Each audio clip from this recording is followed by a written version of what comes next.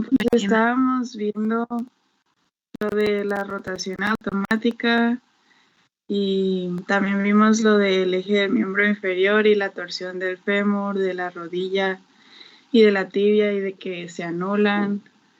Y también que la pelvis ayuda en la marcha con la rota y el ascenso y descenso.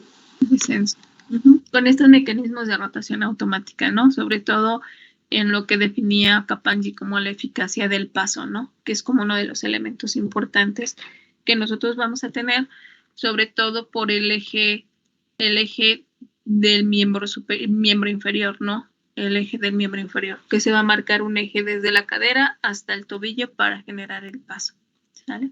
Muy bien, Ana. Anet, ¿algo que quieras agregar? Anet, no sé si me escuches, Anet. Hola, Anet.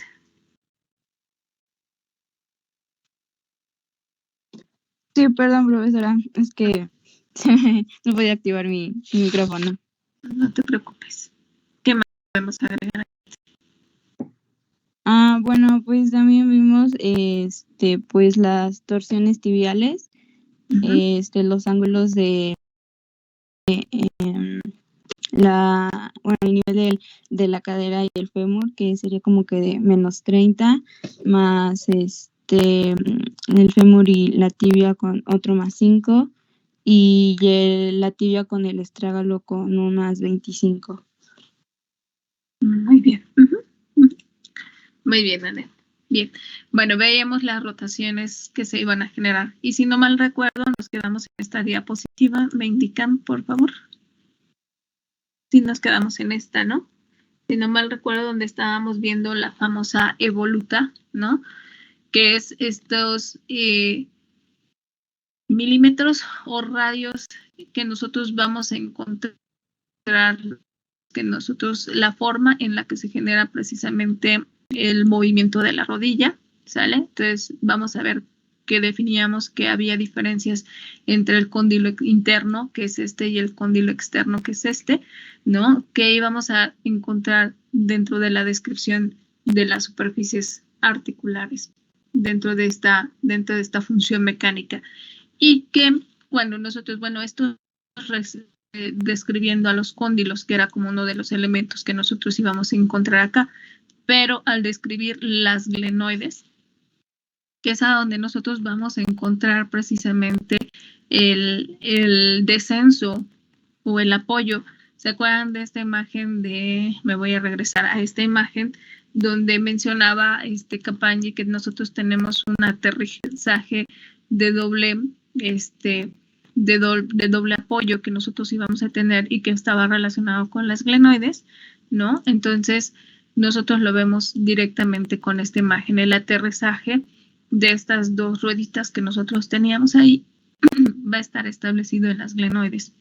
Acá nosotros vamos a tener como puntos importantes o puntos claves en la mecánica de nuestra articulación.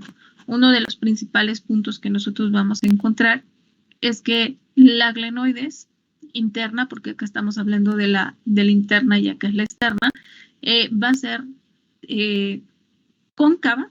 Se supone que las dos glenoides, entre comillas, son cóncavas. Digo entre comillas porque vamos a ver que no justamente vamos a encontrar este elemento, ¿sale? Entonces, la glenoides interna va a ser cóncava, tanto sagital o longitudinalmente, como ustedes quieran verlo, como transversalmente, que esa es una característica que va a permitir que el movimiento que se genere dentro de la superficie articular sea como más congruente en relación con la izquierda, o sea, con la externa, perdón, en el que nosotros vamos a encontrar una glenoides que va a ser cóncava transversalmente, o sea, transversalmente va a ser cóncava, pero sagitalmente o sagitalmente, o sea, de anterior a posterior, nosotros vamos a encontrar que va a ser convexa. Entonces, ¿qué sucede con una superficie que es, por ejemplo, el cóndilo que lo describíamos, que iba a tener mayor radio que el interno, como lo veíamos acá, el radio que se iba a generar sobre el externo iba hasta 60, entre 16 y 12, entre el interno va a ser solamente de 30, entre 17 y 15, o sea, casi vamos a encontrar una forma esférica, casi es una forma esférica, ¿sale? A diferencia del externo, y aparte nos encontramos con una convexidad en la superficie articular, que la vamos a ver en esta imagen, en donde vemos cómo acá está el cóndilo externo, este es el cóndilo interno o la glenoides interna, ¿vale? Vemos precisamente esto que mencionábamos, aquí vemos una superficie mucho más curveada, que está relacionada con la convexidad, mientras que acá vemos una superficie que no es cóncava completamente, sino que va a tener una porción convexa. A esta convexidad, Capangyi le llama el dorso del asno, ¿sale? A esta convexidad que nosotros vamos a encontrar acá, dentro de la descripción de las superficies articulares.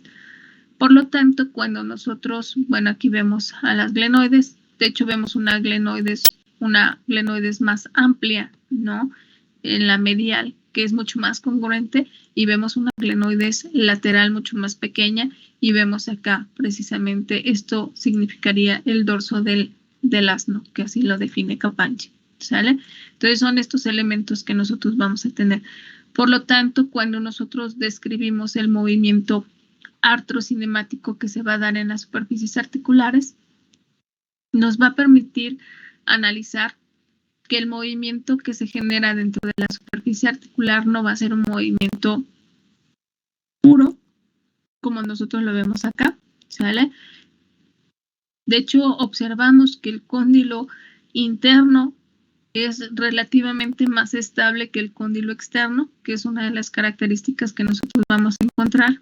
Aquí vemos, este es el cóndilo interno y este es el cóndilo externo, ¿sale? El cóndilo externo es relativamente más estable que el externo, precisamente por esta descripción de las superficies articulares, pero a final de cuentas el externo se va a ver, o la estabilidad del cóndilo externo se va a ver ayudada por, no solamente por por la superficie articular en la cápsula, sino también aquí va a entrar el ligamento cruzado anterior externo, que es el que va a dar estabilidad para que no se desplace la articulación de forma excesiva, ¿sí? Entonces esto es como uno de los puntos importantes que nosotros vamos a tener dentro del movimiento. Por lo tanto, Capangyi dentro de su análisis hace toda una explicación para definir el movimiento artrocinemático que se va a generar o los desplazamientos que van a generar las superficies articulares, y él menciona que este desplazamiento que se genera está relacionado con un modelo mecánico que nosotros vamos a encontrar, que lo define como el determinismo del perfil condilotroclear, y ahí relativamente lo que establece es que dentro de este determinismo condilotroclear que está relacionado, tal les coloco la imagen del determinismo. Ay, no sé si la tengo acá. No, creo que no la coloqué. No la coloqué. Ah, no. Bueno, es parte de esto.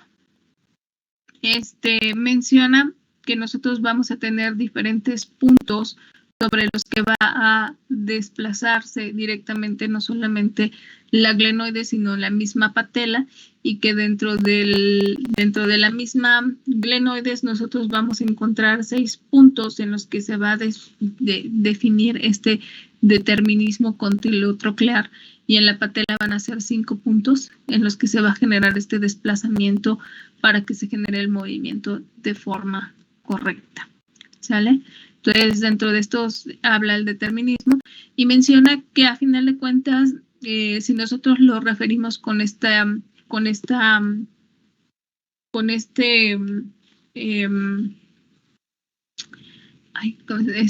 vemos cómo cae, ¿sí? Cae directamente los cóndilos sobre la glenoides, pues el movimiento que se produciría sería un mecanismo de luxación, pero sin embargo, como lo vemos en esta imagen 62, o sea, los movimientos que se generarían dentro de las superficies articulares provocarían un mecanismo de luxación por la forma de los cóndilos en relación con la glenoides. Entonces, para que se genere el rodamiento, algo que nos mencionaba sobre las glenoides, este rodamiento rueda y desliza para que se pueda generar este movimiento de forma correcta y no se provoque una luxación. Si este solamente rodara, pues se provocaría la luxación que nosotros tenemos acá. Entonces, para que se genere el movimiento de forma correcta, normalmente tiene que rodar y deslizarse en sentido, ¿sí? Cuando hablamos, por ejemplo, del mecanismo de flexión, tiene que rodarse y deslizarse para que pueda generarse el movimiento de forma correcta. De hecho, el mismo Capanggi menciona que cuando se generan los últimos grados de movimiento, el cóndilo bascula. Recuerden que rodamiento, ¿sí? Entonces el deslizamiento, entonces el cóndilo bascula hacia posterior, como lo vemos en la imagen, para que genere el movimiento de forma correcta. O sea, se desliza en sentido posterior. ¿Sale? Como lo vemos en estas imágenes. Acá está la basculación. ¿Sale? Entonces, por detrás de la glenoides. Entonces, realmente lo que nosotros vamos a tener dentro de los movimientos, lo que nosotros vemos desde la perspectiva artrocinemática, es que dentro del movimiento de los cóndilos, este es el cóndilo interno, vemos que el cóndilo interno se desliza y rueda menos que el cóndilo externo, porque dentro del movimiento lo que se ha identificado es que el movimiento de flexión puede ir de 140 a 150 grados, pero es precisamente por la disposición de las superficies articulares. Si nosotros observamos, el cóndilo interno rueda de 10 a 15 grados, mientras que el cóndilo externo rueda y se desliza a 20 grados más. Y esto es precisamente por la forma de las superficies articulares. Aquí Capanggi explica que es el mismo dorso del asno lo que provoca que el cóndilo externo ruede más, tanto por longitud, porque recuerden que tenemos una longitud más amplia en el cóndilo externo y tenemos una superficie articular inestable, lo que va a provocar este mecanismo de rodamiento dentro de las superficies articulares. Ahora, esta diferencia, ¿no?, entre el rodamiento que genera entre el cóndilo externo y el cóndilo interno es lo que nos va a definir o a lo que va a reforzar este mecanismo de rotación automática. Porque a final de cuentas, si uno rueda más que otro, entonces se va a generar un mecanismo de rotación automática dentro de la articulación, ya que el fémur gira alrededor de la tibia para que se genere precisamente este mecanismo de rotación automática. No sé si quede claro esto que les estoy mencionando. Ustedes díganme. ¿Sí? Sí, profesora. ¿Sí? ¿Sí? Entonces, desde acá viene estas imágenes que nosotros vamos a encontrar desde este rodamiento. ¿Sale?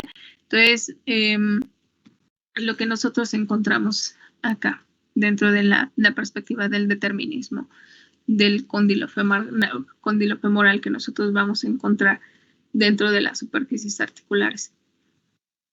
Y, bueno, regresándonos un poquito a la descripción, eso es en relación de las glenoides. Regresándome un poquito a esta forma, vemos que las glenoides, ¿no? Las glenoides son, como ya lo definimos, son superficies que van a estar divididas por unas... ¿Quiénes representan este piquito de nuestras glenoides? A ver si lo ubican. ¿Quién representa estos piquitos que están representados aquí de nuestras glenoides? A ver si ubican qué es. ¿No es un hilato? No. Dentro de las superficies articulares, me voy a regresar a las superficies articulares. ¿Quiénes son estas? Acá están.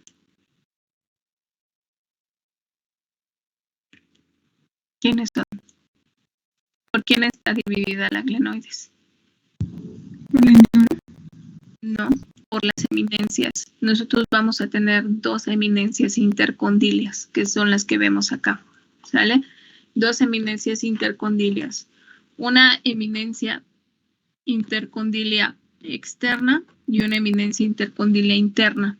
Ahorita van a ver por qué es importante las eminencias. Yo siempre les he dicho que la descripción de las superficies articulares, o sea, al ser tan específicos en la descripción de las superficies articulares, nosotros entendemos cómo se genera la biomecánica, y al entender cómo se genera la biomecánica, nosotros podemos determinar los mecanismos de lesión, pero también podemos determinar cómo prevenir esos mecanismos de lesión y cómo podemos establecer un plan de tratamiento, ¿sale? Entonces, desde esta perspectiva nosotros vamos a empezar. Entonces, dentro de la descripción de las superficies articulares, dentro de estas superficies, me regreso a la imagen anterior, vamos a ver que una eminencia es mucho más prominente que otra, ¿sale? Entonces, dentro de las eminencias, si nosotros marcáramos una línea acá, vamos a ver que la eminencia medial es mucho más amplia, es mucho más amplia que la interna, que la externa, perdón. Es como una característica que nosotros vamos a tener. Dentro de las eminencias, me voy a colocar acá, voy a ponerme en primer plano para que ustedes observen. Entonces, dentro de las eminencias, les voy a ir pasando como vemos acá a la eminencia intercondilia medial y tenemos a la eminencia intercondilia lateral. Si nosotros vemos aquí, sí hay un surquito que divide a las dos eminencias, pero vemos que estas eminencias van a tener este semicondilo interno. Va a sonar como trabalenguas, entonces pongan atención, ¿eh? Entonces, la eminencia intercondilia medial va a tener una carita interna y va a tener una carita externa, mientras que la eminencia intercondilia lateral va a tener una carita externa y una carita interna, ¿sale? Estas dos eminencias, ¿sí?, van a tener una función muy importante dentro de los mecanismos de rotación automática, porque a final de cuentas, Capagni define que estas eminencias van a ser el pivote central dentro de los mecanismos tanto de flexión como de extensión, ¿sí? A final de cuentas, esto que se representa en esta imagen que nosotros estamos viendo acá, ¿sale?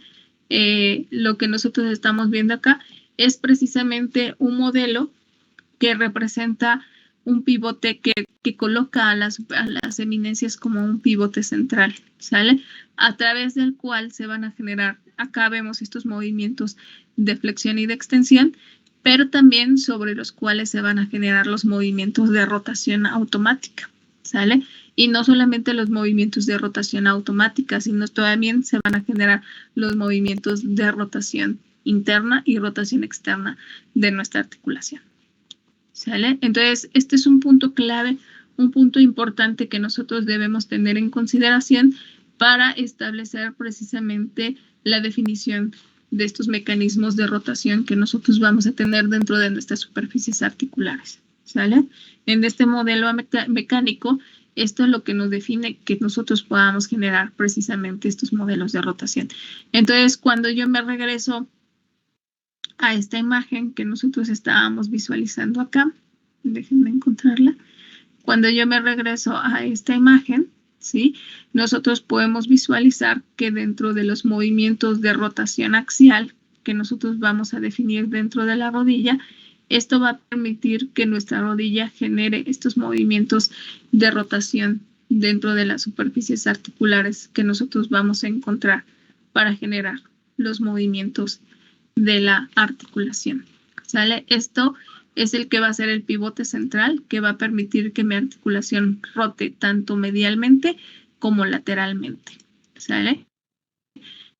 Es uno de los puntos, vuelvo a repetir, esto es uno de los puntos importantes que nosotros vamos a tener dentro de estos mecanismos de rotación axial que nosotros vamos a visualizar acá, ¿sale? Entonces, ¿qué vamos a encontrar? Normalmente en los mecanismos de rotación, ¿sale?, vamos a ver que el cóndilo interno. Volvemos a ver acá un cóndilo interno y un cóndilo externo. En los mecanismos de rotación, esta va a ser una rotación externa, esta es una rotación interna. Podemos visualizar normalmente el cóndilo externo, que es este, ¿sí? Rota 2 veces más que el cóndilo interno, ¿sale? Entonces es una de las características más importantes, y esto es precisamente porque dentro de las eminencias intercondileas, la media, como lo vemos acá, esta media, aquí estamos viendo la carita interna de lo que es mi eminencia intercondilea, es mucho más alta, ¿sale? Para generar estos mecanismos de rotación automática. Por lo tanto, en el movimiento de rotación vamos a encontrar un tope, ¿sale? Sobre todo en la rotación interna, vamos a ver cómo el cóndilo topa directamente sobre lo que va a ser nuestra superficie articular, ¿sale? Como una de las características más importantes, mientras que en la rotación externa, o sea, ustedes tienen que irse memorizando que la rotación externa es inestable de naturaleza y que solamente el ligamento cruzado anteroexterno es el que va a dar estabilidad a la superficie articular externa. Entonces, mientras que en la rotación externa, obviamente cuando se genera este movimiento, pues no tenemos un tope.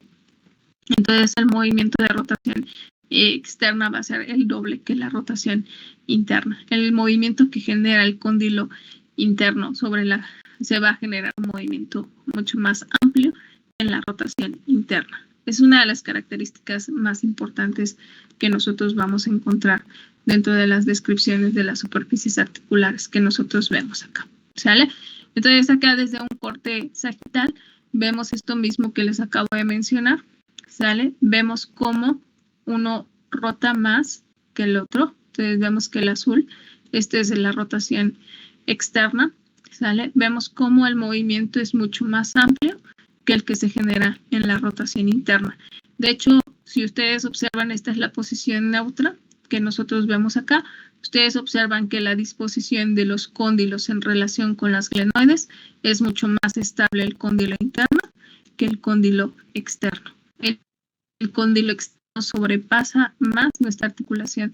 Y bueno, uno de los puntos clave o importantes que nosotros vamos a tener es que a final de cuentas uno de los elementos que van a dar estabilidad a nuestras glenoides pues van a ser los meniscos, que es algo que me estaba faltando mencionarles. Los meniscos son los que van a favorecer a la congruencia articular, y tanto los componentes cápsulo-ligamentosos que nosotros vamos a tener pues también van a funcionar en este mecanismo de rotación, ¿sale? Muy bien. ¿Alguna pregunta o duda con esto que estábamos mencionando? Ustedes díganme. No sé si querían hacer alguna pregunta. Profesora, a mí como que no me queda muy claro todavía lo del pivote. O sea, no sé si el pivote es como que es de apoyo para que pueda generar las rotaciones, o es algo como que pueda empujar. No, como que todavía no tengo muy claro. El pivote central, que es lo que nosotros observamos en esta imagen, acá, este es el pivote central, donde tenemos las dos superficies intercondilias. De hecho, acá extrajeron las dos superficies intercondilias. ¿Sí? Vemos precisamente acá lo que yo les decía, esta es la cara externa, no, la cara, sí, este es el... a ver, déjenme buscar otra forma de explicarles. Nuestras glenoides, ¿no? Es lo que nosotros vemos acá. Aquí vemos a la glenoides interna y a la glenoides externa, ¿sale? Entonces, nuestras glenoides van a estar separadas por dos eminencias intercondilias, ¿sale? Dos pequeñas eminencias, ¿sale? Estas eminencias tienen como importancia, ¿sí? Que a final de cuentas, cuando se generan tanto los movimientos de flexión y extensión como los mecanismos, los movimientos de rotación interna y rotación externa, son las generadoras de los movimientos de rotación, tanto las rotaciones automáticas como los movimientos de rotación interna y externa. No sé si los revuelvo con esto que les estoy mencionando, ustedes díganme. No, hasta ahí, bueno, al menos yo voy bien. Bien. Entonces, cuando nosotros analizamos los movimientos de rotación, me regreso a esta imagen, ¿sí? Me regreso a esta imagen. Estas superficies que están representadas acá, que son estas, ¿sale? Y que en un modelo mecánico serían estas, son las que permiten que cuando nosotros realizamos los movimientos de flexión y de extensión, se dé este concepto de la rotación automática. Me voy a ir regresando a las imágenes, ¿sale? Digamos que esta es un modelo bastante mecánico, pero acá vamos a tener un pivote central, ¿no? Entonces, esto es lo que va a permitir que cuando nosotros avancemos el paso, se generen estos mecanismos de rotación automática, ¿sale? Pero cuando generemos los movimientos de rotación interna y rotación externa, estas van a ser como el eje central para que se puedan generar estos mecanismos de rotación. No sé si queda un poquito más claro, Susi, tú dime. O busco otra forma de explicarlo. Sí, Queda un poco sí, más, ya ahorita con lo que acaba de comentar, sí. ¿sí? Entonces, al final de cuentas, estas superficies son las que van a permitir que nuestras superficies se desplacen, ¿sale? Y que roten, ¿sale? Que es uno de los elementos más importantes que nosotros vamos a encontrar acá. ¿Sí? Entonces, ahí es donde nosotros vamos a encontrar estas funciones en cuanto a los movimientos que se van a generar dentro de las glenoides, ¿sale? Y bueno, algo que complementar acá es que normalmente cuando nosotros generamos, bueno, no, ya lo mencioné, cuando nosotros generamos estos movimientos, unas glenoides va a generar más rotación, más deslizamiento que otro, por lo tanto, ¿sale? Normalmente el cóndilo externo va a desplazarse más que el interno. De hecho, acá estamos viendo otra imagen de deslizamiento. Cuando nosotros generamos los movimientos de flexo-extensión, vemos como el cóndilo interno casi no se desliza en relación con el externo que se desliza o tiene más trayecto para generar este movimiento que nosotros estamos visualizando. ¿Sale? Entonces, aquí vemos por qué necesita rodarse y deslizarse y rodarse, que es como uno de los elementos importantes. Vemos precisamente cómo el cóndilo externo se desliza más que el interno. Aquí vemos estos mecanismos de rodamiento y de deslizamiento, ¿sale? Que nos presenta, a mí me gustan mucho estas imágenes que nos da Newman para entender estos mecanismos de rodamiento y de deslizamiento, y vemos precisamente cómo el interno se desliza menos que el externo. ¿Sale? Muy bien. Sí, profe. ¿Sí? Y bueno, no sé, con esto terminamos la descripción de las superficies articulares de la articulación femorotibial con sus movimientos y su función mecánica, porque ahí les describí la función mecánica de estas superficies. Bueno, ya nada más para finalizar, dentro de los mecanismos de rotación, pues recuerden que las rotaciones vamos a tener, a mí me gusta mucho que ustedes entiendan estos mecanismos de rotación como una tapadera. Cuando nosotros abrimos un frasco, ¿sí? Nosotros tenemos que generar un mecanismo de rotación. No sé si lo alcancen a ver, pero ustedes vean. Sí, acá. Sí se ve. Este mecanismo de rotación.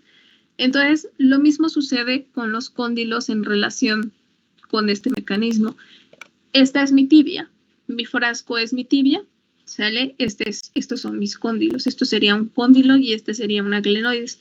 Entonces, cuando mi tibia rota externamente, que sería para allá, ¿sale? Rota externamente, ¿qué creen que pase con mi cóndilo? Mientras la tibia rota externamente, el cóndilo va a rotar Internamente. internamente. Exactamente, y a mí me gusta mucho poner el ejemplo con la tapadera, ¿vale? Entonces, mientras uno rota hacia afuera, el otro rota hacia adentro. Por lo tanto,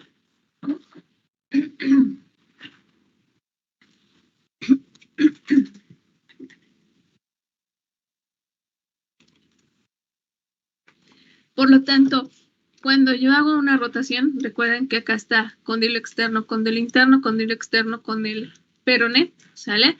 Cuando yo hago una rotación externa, ¿sale? Yo hago una rotación, ustedes van a ver cómo la misma superficie articular permite que mi cóndilo se desplace con mayor movimiento, mientras que cuando yo hago una rotación interna, ustedes van a ver ahí el choque directamente sobre la superficie articular. Si quieren, voy a quitar tantito la presentación para que alcancen a ver ustedes un poco más, me alcancen a ver ustedes un poco más. Y aquí tenemos la superficie. Miren, acá estaba lo que yo les mencionaba. Esta es mi eminencia intercondila interna, esta es mi eminencia intercondila externa.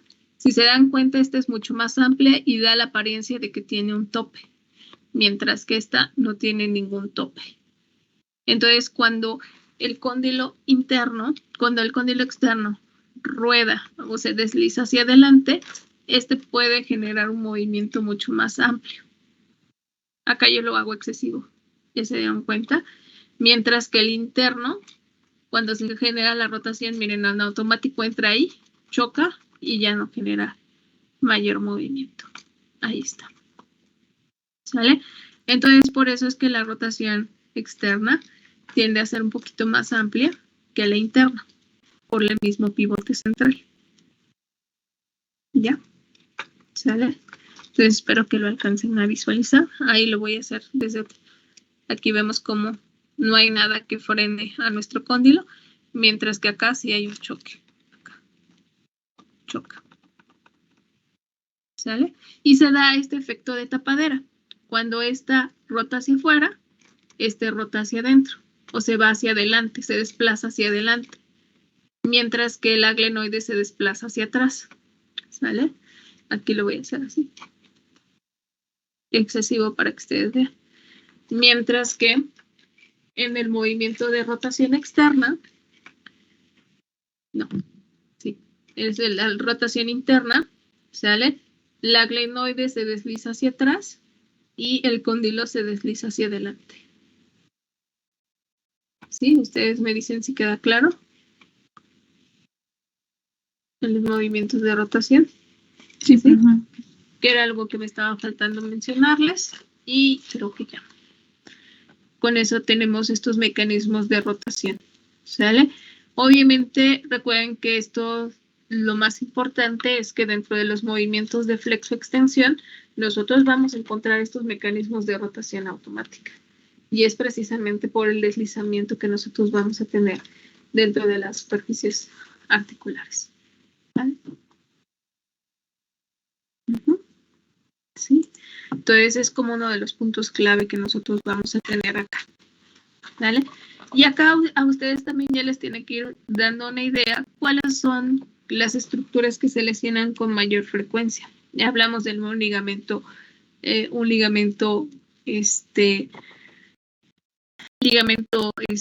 cruzado anteroexterno, que normalmente tiene más trabajo, ¿no?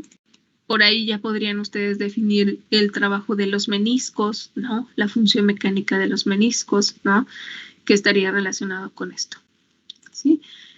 Y bueno, me voy a regresar ya para hablar un poquito de la articulación femorotibial. De hecho, miren, ustedes observen esta imagen. Aquí vemos las dos superficies, el cartílago de las dos superficies. De hecho, tenemos un cartílago bastante potente, ¿sale?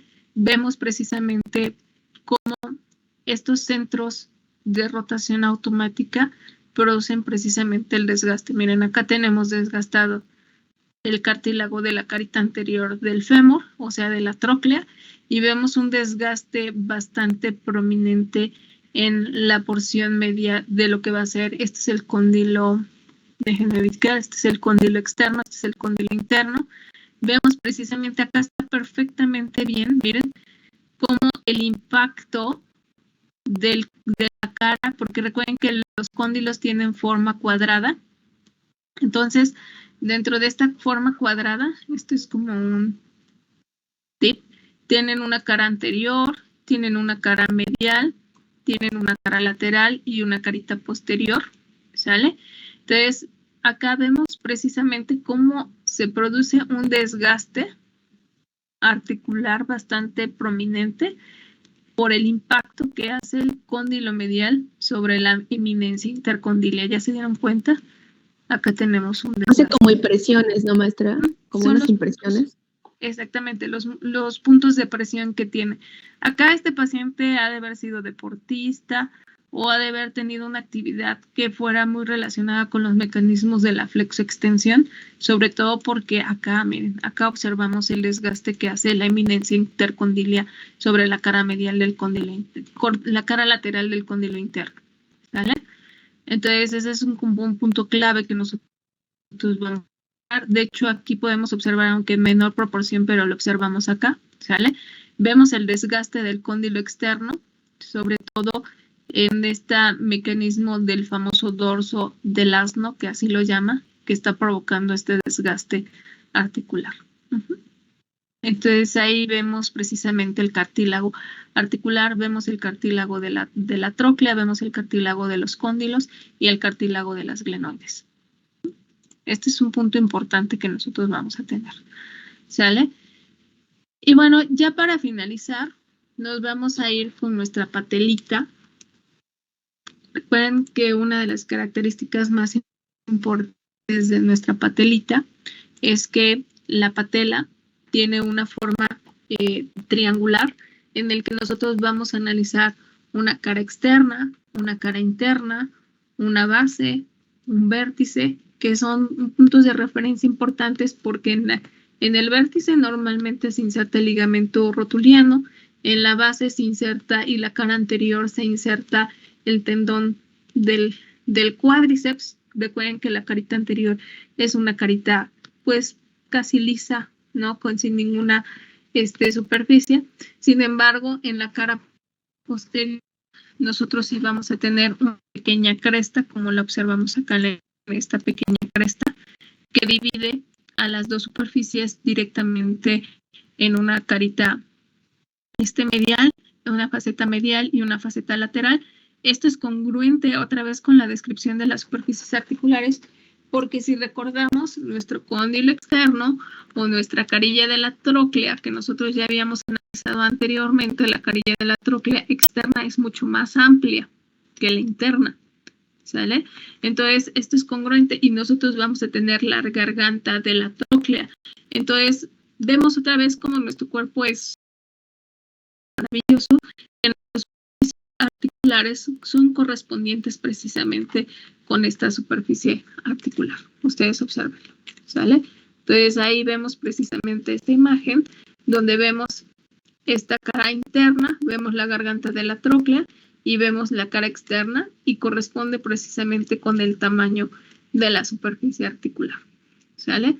Entonces, aquí vemos precisamente, vemos una faceta medial casi convexa, una faceta lateral más convexa. Ahora, uno de los puntos clave que nosotros vamos a tener acá desde la descripción de las superficies articulares es que precisamente la superficie articular,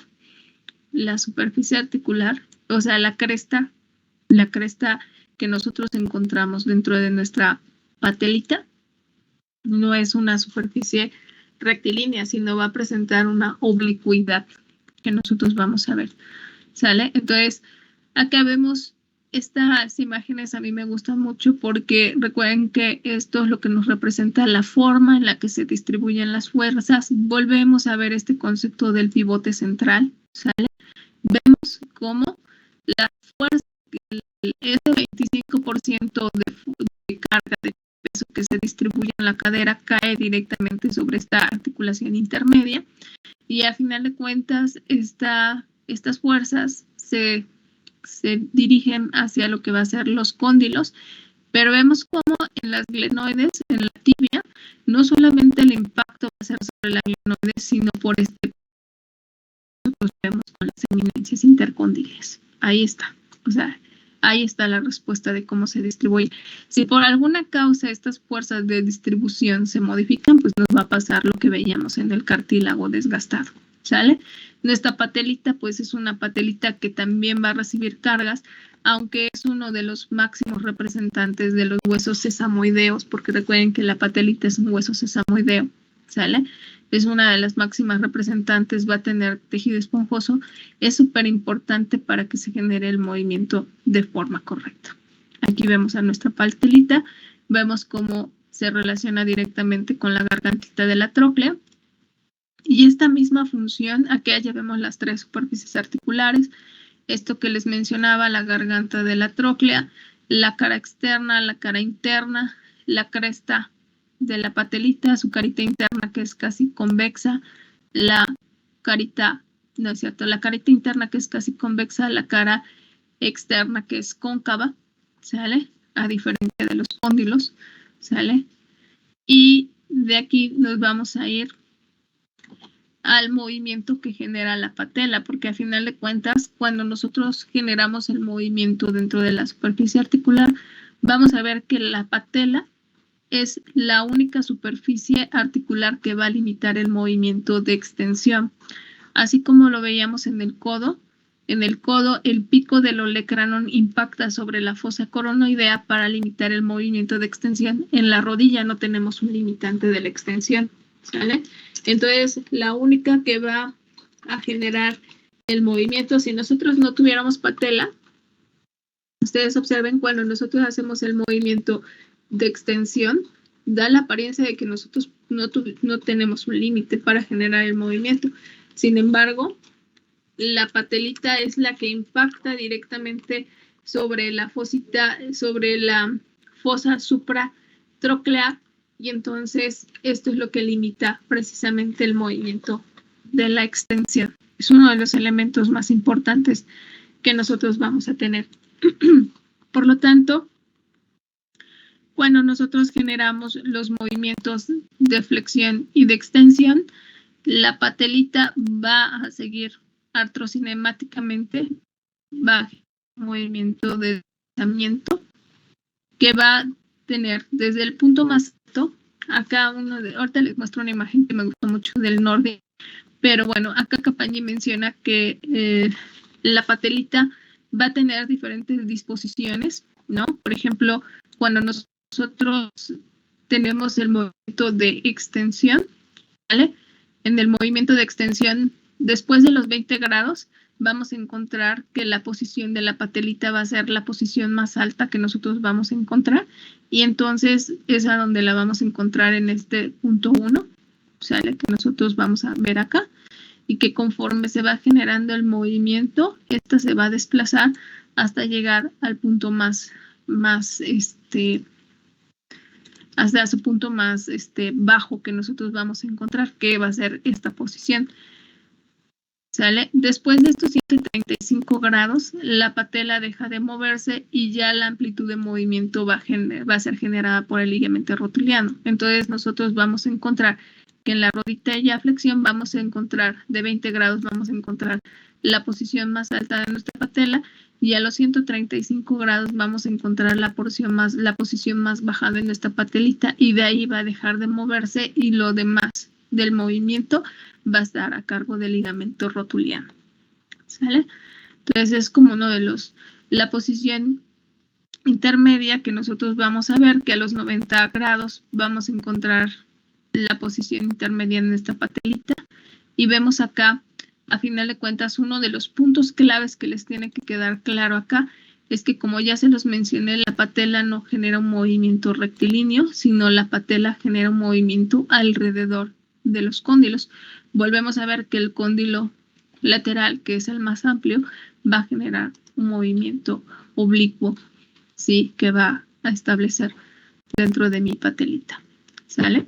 Entonces, dentro de estos movimientos vamos a ver, en los mecanismos de rotación, vemos precisamente que la patela También va a generar movimientos en relación a las rotaciones, tanto las rotaciones automáticas como las rotaciones interna y externa, ¿sale? Entonces, en las rotaciones automáticas, recuerden que va a estar el movimiento generado por la posición que adopten los cóndilos. Entonces, como en el mecanismo de rotación interna, el cóndilo externo se adelanta, ¿no es cierto? En el movimiento de rotación, en el movimiento, es que yo soy más acá. En el movimiento de rotación externa, el cóndilo externo se adelanta, entonces va a generar un impulso de mi patelita, ¿sale? Entonces va a generar el impulso de mi patelita y mi patelita va a rotar en sentido contrario al cóndilo, va a hacer este movimiento, ¿sale? La rotación externa, vemos cómo la patelita se dirige hacia afuera, es lo que les estoy presentando acá en el modelo, y cuando mi tibia rota internamente, la patelita gira y rota medialmente en relación con la tibia, porque al final de cuentas el ligamento rotuliano cumple una función bien importante acá, porque el ligamento rotuliano es el que va a generar este mecanismo de tracción dentro de mi patelita. ¿Sale? Entonces, vamos a ver también acá que va a haber mecanismos de lesión directamente. Esto es lo que les trataba de explicar. Esta es la rotación interna y esta es la rotación externa. ¿Sale? Déjenme poner láser. Esta es la rotación interna y esta es la rotación externa. Entonces, si se dan cuenta, la patelita está en relación tanto del fémur como del ligamento rotuliano. Por eso es que la patelita movimiento de deslizamiento cuando nosotros generamos un movimiento de flexión. Vamos a ver ya cuando veamos los nexos, ¿sí? Los nexos de la patela. La patela va a tener sus ligamentos longitudinales transversales que están en la segunda tablita que nosotros vamos a analizar precisamente, y es acá donde nosotros vamos a ver precisamente cómo se establece la función de estas estructuras para dar estabilidad a nuestra patelita. ¿Sale? Acá tenemos los famosos síndromes patelares, ¿sí? Acá vemos los síndromes patelares cuando la patelita sale, ¿sí? ¿Sí? Por ejemplo, se les llama síndromes de los alerones, y las patelitas salen o se rompen los ligamentos. Vamos a tener mecanismos que están relacionados precisamente con la estabilidad de la rodilla. ¿Sale? Bueno, pues ya se nos fue el tiempo, nos vamos a quedar acá. Dentro de las actividades de tarea tenemos una que está relacionado con la actividad de los tejidos blandos, ¿no? Que está relacionado con construir un modelo físico, ¿sale? Que represente el origen y las inserciones de los ligamentos, la función mecánica, y otra que hagan las pruebas, porque a final de cuentas los tejidos blandos de la articulación van a generar pruebas, ¿sale? Esta primera actividad yo creo que estoy programando que empecemos la actividad el lunes de la semana que viene. Empezaríamos con el equipo 1 y 2, ¿sale? Entonces, para que tengan esta semana para irse preparando. No me gusta ponerles las actividades de un día para otro, ¿sale? Entonces, para que vayan trabajando, se les va a quedar esta semana. Yo voy a seguir trabajando. Se dan cuenta, ahorita estamos terminando ya con la tablita 1, que se les asignó, que era hasta la artrocinemática de la patela, ¿sale? Con estos movimientos de deslizamiento, ¿sale? Y los mecanismos de rotación automática. Y la segunda tabla que se les está asignando es precisamente con los tejidos blandos, ¿sale? Entonces vamos a generar las dos actividades. La primera tabla la van a poder ir rellenando con las actividades de sus compañeros, y yo voy a seguir avanzando, voy a ir dando algunos datos y probablemente adelante la función cinética para darles tiempo a ustedes para que vayan construyendo su actividad y el lunes podamos empezar a trabajar con tejido blando, ¿sale? Una de las complicaciones que yo les mencionaba de rodilla es que a final de cuentas tiene muchos tejidos blandos, muchos tejidos blandos, ¿sale? Entonces vamos a ir revisando precisamente esos tejidos blandos, ¿vale? Si tienen dudas, pues mañana las generamos, revisen, terminen su tabla y si queda alguna duda, pues mañana la revisamos por cualquier cosa. ¿Vale? Muy bien. Jessy, te escucho, dime. Profe, ¿me puedo quedar al final con usted para ver lo de mis inasistencias? Sí, claro, Jessy. Bueno, pues vale, pues cuídense mucho, nos estamos viendo mañana. Vayan revisando, vayan seleccionando las actividades. Ahí hay mucha información que pueden, dependiendo de cómo se pongan de acuerdo, pueden ir asignando una actividad por integrante de equipo. Hay varias cositas con las que puedan ustedes ponerse de acuerdo. ¿Sale? Ahí les puse el backup, que ese libro ustedes lo utilizan en diagnóstico. De hecho, ustedes hacen un manual del backup. Ahora están haciendo un manual de videos, que son como más de 300 pruebas. Entonces revisen las pruebas que les da Kapanji y váyanse a la rodilla, ¿sale? Para que puedan ir revisando, ¿sí? La actividad, ¿no? Si tienen dudas, pues mañana me las preguntamos. Al inicio revisamos para que tengan tiempo de revisar la actividad y si no, mañana generamos las preguntas. ¿Les parece? Sí, por favor. Bueno, está bien. Pues cuídense mucho, que estén muy bien.